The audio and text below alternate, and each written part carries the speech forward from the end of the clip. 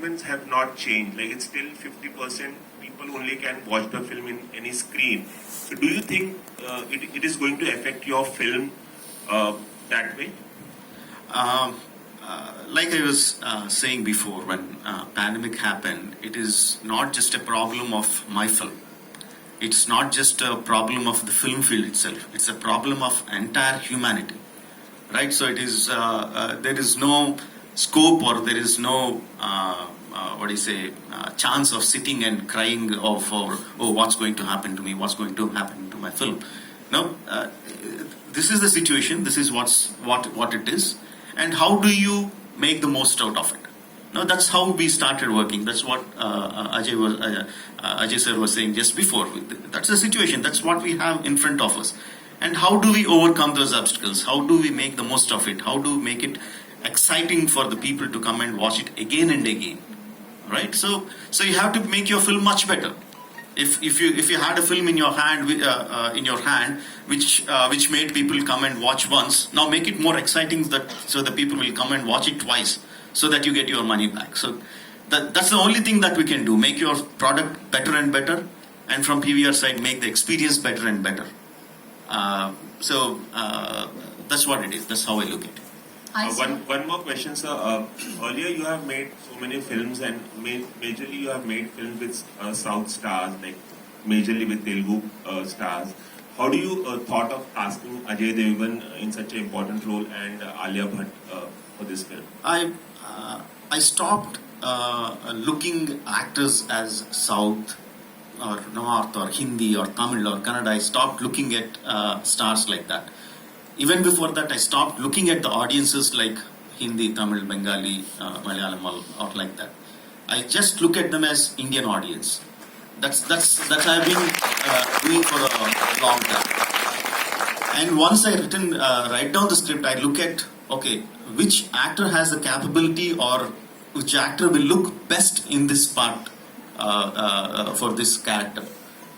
If he's a Malayali, he's a Malayali. If he's a Bengali, he's a Bengali. If he's a Marathi, he's a Marathi. I just approach the actor and say, see, this is the script that I have. This is the role that I have. Would you be interested?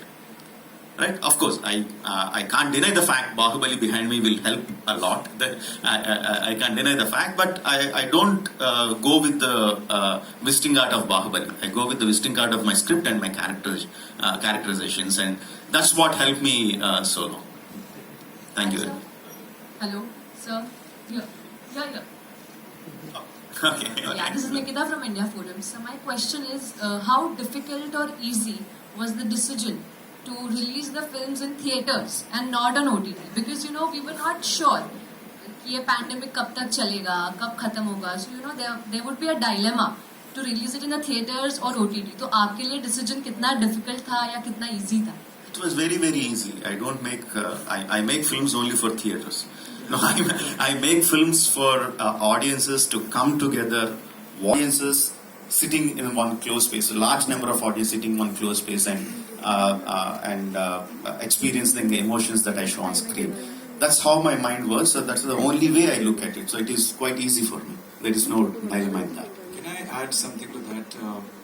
Before the pandemic, the journey of any content has always been theatrical, and then it goes to other platforms. Because theatrical sets a quantitative and a qualitative benchmark for any movie.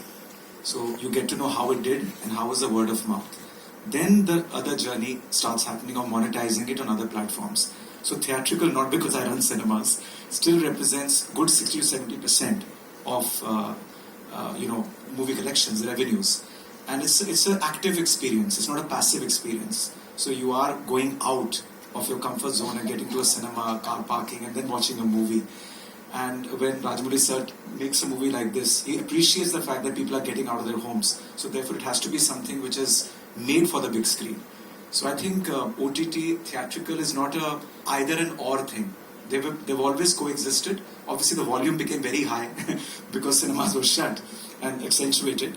But post the pandemic, I hope we are in post-pandemic and it's become an endemic, it will again coexist. Very happily they'll coexist. There is no either or situation at all. Absolutely, I second that. If you remember in the 90s when the Star Network came to India and everyone was saying this is the end of cinemas. No, because the people will be spoiled for choice. They have so many films that are going to run on television. The films are going to shut forever. But no, it had its own audience. Television industry exists. It does very well. The film industry and the theatre business exists as well. It continues to do well. Of course, every medium has its own challenges.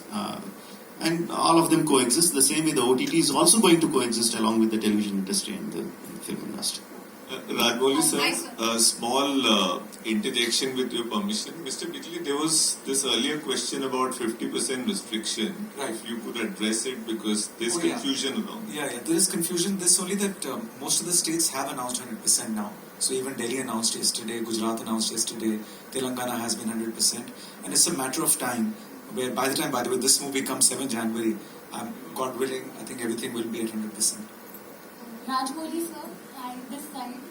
Hi. So, this is Siddhi from Asianet News. My question is, for the first time, you collaborated like with Alia, Junior NTR and different celebrities. We have seen celebrities from the Hindi cinema and the South coming together.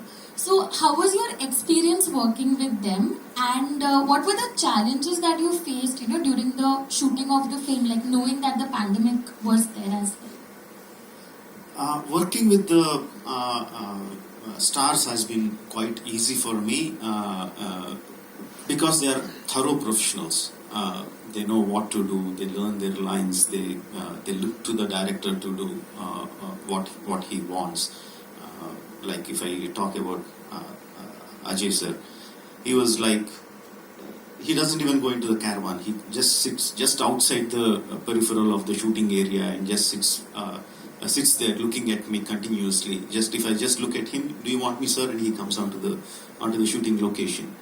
And Alia was like, she was buggering the direction department to get her lines much before, so she can get her lines right, to get her diction right. They were thorough professionals, so I didn't have any kind of difficulty. And Charan and Tarak are my friends, my brothers. I have known them for 15-20 years now, and there is no difficulty in working with them. Working in the pandemic times, it had its challenges.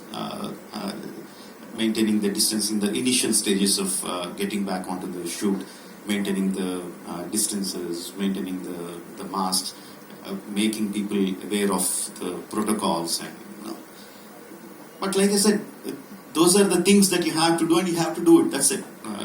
So we just figure out how to go about it, and we go about it.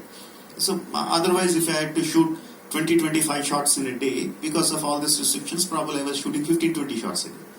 That's the only thing. Otherwise, it was fine.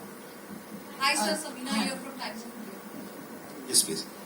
So what excites you and what encourages you to make a period drama? Because it's a very lengthy film also. Be it with Bahubali also, we had to wait to see the second version also. So what excites you the most for that? What excites me most, this is the question I was asked most of the times, and what really excites me is, if you look at it, is finally when my film comes onto the screen, the way the audience react to the emotions that are displayed on the screen, that is what excites me most. That is the reason why I make the films. I just want to see the reactions of the audiences. I want to, I mean, when we write the story, when we are making the film, we have certain expectations of how the audiences are going to react to certain scenes, a certain song or a fight. Just to see it coming true. The realization, yes, we achieved what we wanted to. That is the sole reason, that is the driving point for me to make a film. Ajay ji, 2 और सवाल लेंगे हम जी।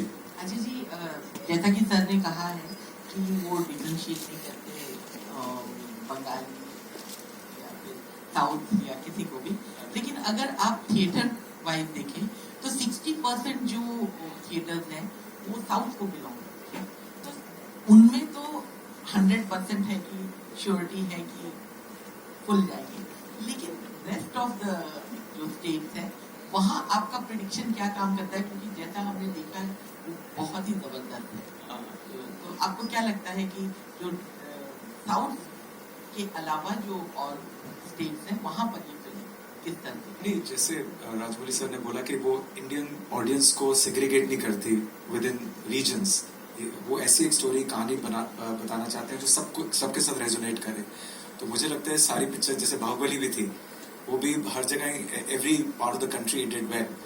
And I think by looking at this trailer, he used the word exciting. Even I'm got very excited now.